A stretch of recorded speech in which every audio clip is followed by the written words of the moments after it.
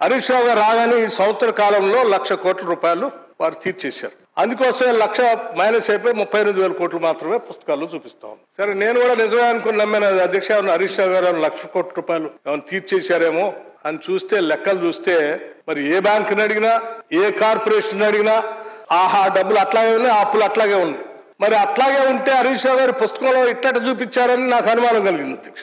వారు ఒక చిన్న వ్యవహారం చేశారు అధ్యక్ష. ఇందులో హరీష్ రావు గారు ఇచ్చిన బుక్ అధ్యక్ష, బడ్జెట్ సంబంధించి. దీంట్లో కాలం number 9 outstanding at the end of the year లో వారు tentative risk weighted outstanding guarantee amount అనే ఒక కొత్త దాన్ని ప్రవేశపెట్టారు అధ్యక్ష.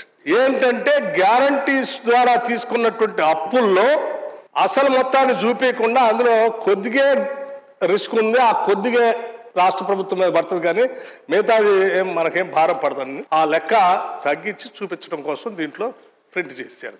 వారు తీసుకున్న లోన్ ఏమో షీప్ డెవలప్మెంట్ కార్పొరేషన్ కి 1,314.46 కోట్ల రూపాయలు అప్పు తీసుకున్నారు అధ్యక్ష. ఆ అప్పు తీర్చడానికి కార్పొరేషన్ కట్టేసుకుంటుంది.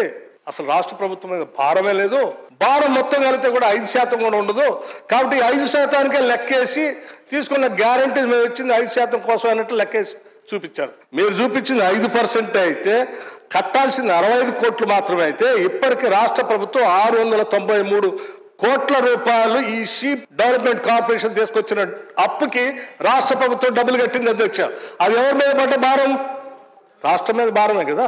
తగ్గించి చూపించి తద్వారా మాకు అప్పులు ఇన్ని లేవు అని చెప్పి ఎఫ్ఆర్బిఎం యాక్ట్ ద్వారా వచ్చేటువంటి అవకాశాన్ని ఇంకా అప్పులు తెచ్చుకుందామని ఆశ, ఆతృత తప్ప దీంట్లో ఏమైనా ఉంది అధ్యక్ష?